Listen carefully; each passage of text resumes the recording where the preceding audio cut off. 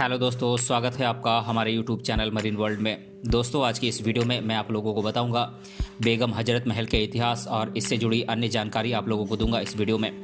दोस्तों, वीडियो में आगे बढ़ने से पहले मैं आपसे रिक्वेस्ट करना चाहूँगा कि अगर आपने अभी तक इस चैनल को सब्सक्राइब नहीं किया है तो इसे ज़रूर सब्सक्राइब कर लीजिएगा और अगर वीडियो अच्छा लगे तो इसे शेयर ज़रूर कीजिएगा। तो चलिए दोस्तों, इस वीडियो को स्टार्ट करते हैं। दोस्तों, भारत वीरांगनाओं की भूमि रहा है।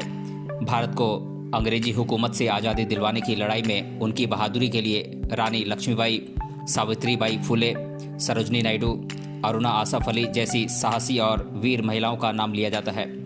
वहीं ऐसे ही क्रांतिकारी महिलाओं में बेगम हजरत महल का नाम भी शामिल है, जिन्होंने 1857 में हुई आज़ादी की पहली लड़ाई में अपनी बेहतरीन संगठन शक्ति और बहादुरी से ब्रिटिश हुकूमत के छक्के छुड़ा दिए थे।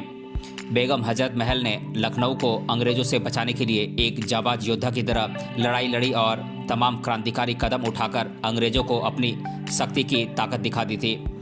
वे अवध के शासक वाजिद अली शाह की पहली बेगम थीं, जिन्हें अब अवध की आन बान शान माना जाता था।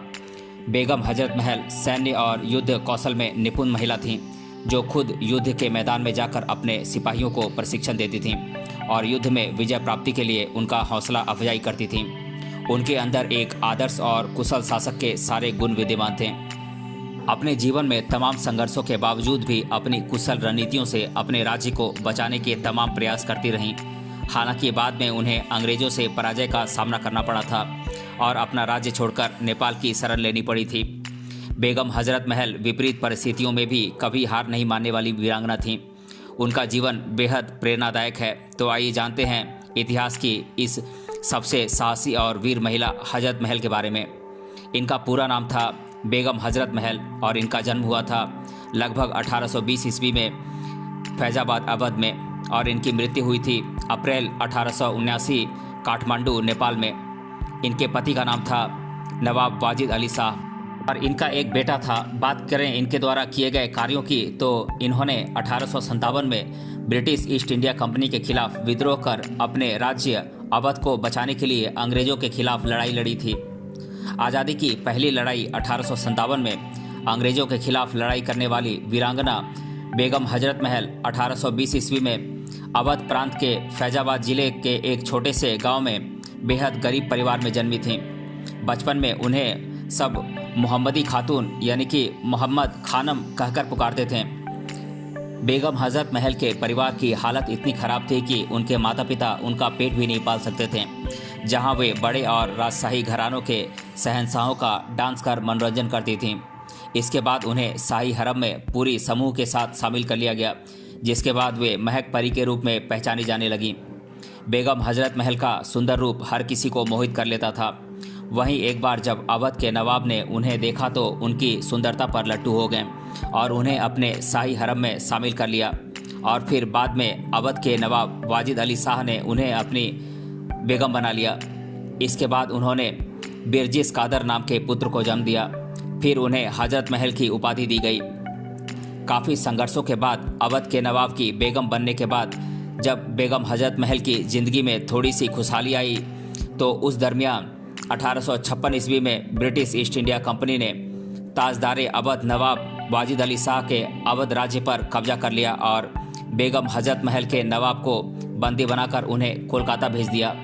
इसके बाद बेगम हजरत महल ने अवध राज्य की सत्ता संभालने का निर्णय लिया और फिर अपने नाबालिग बेटे बिरजिस कादर को अवध की गद्दी पर बिठाकर 7 जुलाई 1857 ईस्वी से अवध के कुशल शासक के रूप में ब्रिटिश शासकों के खिलाफ चिंगारी लगाना शुरू कर दिया था। बेगम हजरत महल एक कुशल रणनीतिकार थीं, जिनके अंदर एक सैन्य और युद्ध कौशल समेत कई गुण विद्यमान थे।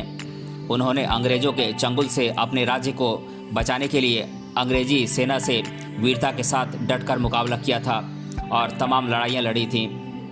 बेगम हजरत महल एक कुशल प्रशासक की तरह सभी धर्मों को समान रूप से देखती थीं। वे धर्म के आधार पर कभी भी भेदभाव नहीं करती थीं। उन्होंने अपने सभी धर्मों के सिपाहियों को समान अधिकार दिए थे। इतिहासकारों की माने तो बेगम हजरत महल अपने सिपाहियों को हौसला बढ़ाने के लिए खुद ही युद्ध के मैदान में चली जाती थीं। हजरत महल की सेना में वीरांगना रानी लक्ष्मीबाई की तरह महिला सैनिक दल भी शामिल था।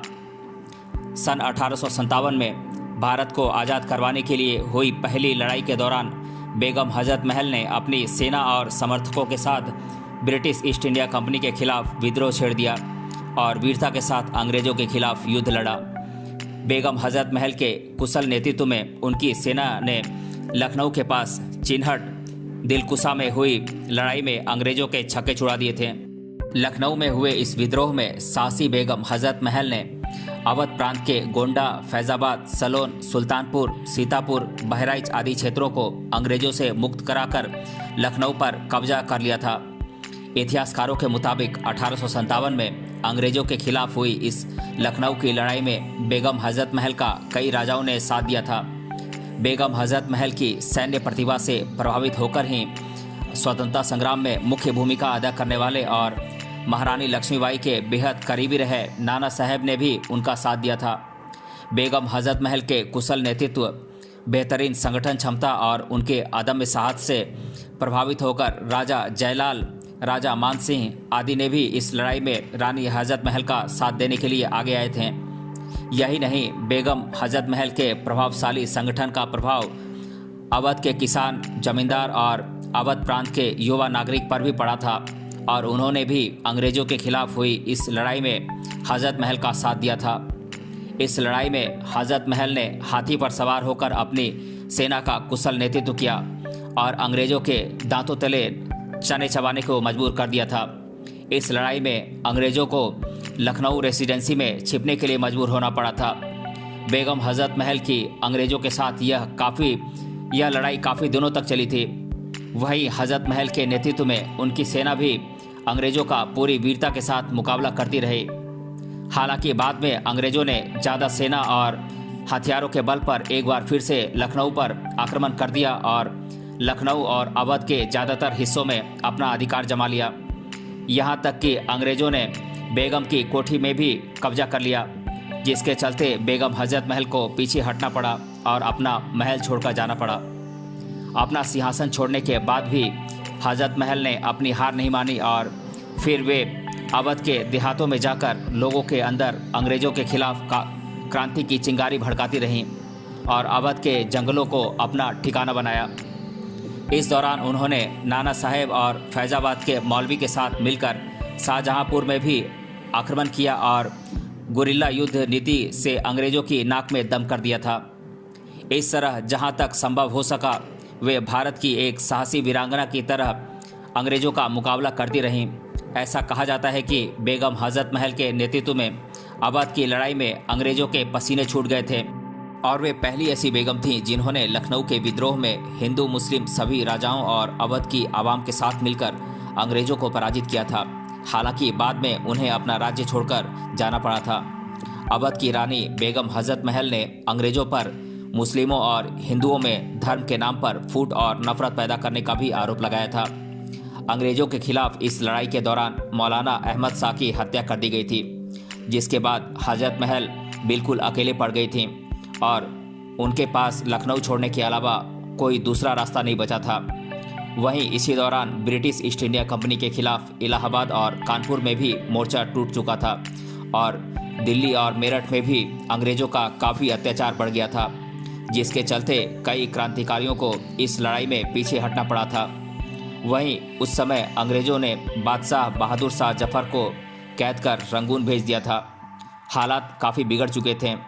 वहीं स्वाभिमानी हजरत महल किसी भी हालत में यह नहीं चाहती थीं कि उन्हें अंग्रेज़ों द्वारा बंदी बनाया जाए, इसीलिए उन्होंने लखनऊ छोड़ने का फैसला लिया और अपने बेटे के साथ नेपाल चली गईं। बेगम हजरत महल की बहादुरी के चर्चे हर तरफ थे। नेपाल के राजा राणा जंग बहादुर भी उनके साहस और स्वाभिमान से काफ़ी प्रभावित थे, इसीलिए उन्होंने बेगम हजरत महल को नेपाल में शरण दी। हालांकि बाद में वे काठमांडू चली गईं और अपने बेटे के साथ एक साधारण महिला की तरह जीवन व्यतीत करने लगीं और यहीं उन्होंने 1879 में अपनी आखिरी सांसें लीं और काठमांडू के जामा मस्जिद में बेगम हजरत महल के शव को दफना दिया गया। 1857 के स्वतंत्रता संग्राम में अंग्रेज़ों के खिलाफ लड़ाई लड़ने वाली स्वाभिमानी और साहसी वीरांगना बेगम हजरत महल के सम्मान में 15 अगस्त 1962 को उत्तर प्रदेश की राजधानी लखनऊ के हजरतगंज में बने एक पार्क का नाम उनके नाम पर रखा गया। लखनऊ के ओल्ड विक्टोरिया पार्क का नाम बदलकर बेगम हजरत महल पार्क कर दिया गया। यहाँ पर उनके सम्मान में संगमरमर का एक स्मारक भी बनाया गया है। इस विशाल पार्क में दीपावली, दशहरा और लखनऊ महोत्सव जैसे बड़े बड़े समारोह का आयोजन होता है।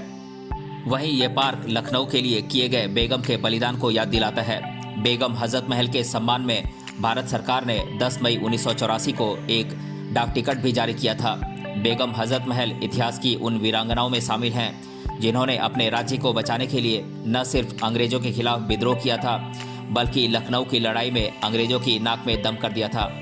इसके साथ ही वे भारत की ऐसी मुस्लिम महिला थीं जिन्होंने अपने धर्म के पर्दे को तोड़कर बेझिझक अंग्रेजों के खिलाफ मोर्चा खोला था और अपने राज्य और देश के स्वाभिमान की लाज रखी थी। वहीं जब भी 1857 में हुए स्वतंत्रता संग्राम की चर्चा की जाएगी, तब बेगम हजरत महल का नाम सम्मान और गर्व के साथ लिया जाएगा। जिस तरह बेगम हजरत महल ने तलवार की नोक पर अपनी अद्भुत संगठन शक्ति से अंग्रेजों के हौसले को पस्त कर अपने देश का गौरव बढ़ाया था, उनके बलिदान को हमेशा याद किया जाएगा। स्वाभिमानी बेगम हजरत महल की देशभक्ति, साहस और शौर्य ने उनके नाम को इतिहास के पन्नों पर हमेशा के लिए अमर बना दिया है। देश की वीरांगना बेगम हजरत महल को हमारी चैनल की ओर से सत सत नमन है।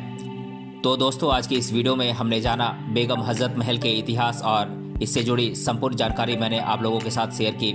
अगर ये वीडियो आपको अच्छा लगा है तो अपने फ्रेंड्स तक इसे ज़रूर शेयर करें और हमें कमेंट बॉक्स में कमेंट करके बताएं कि ये वीडियो आपको कैसा लगा। मिलते हैं अगले वीडियो में किसी अन्य टॉपिक के साथ। तब तक के लिए धन्यवाद।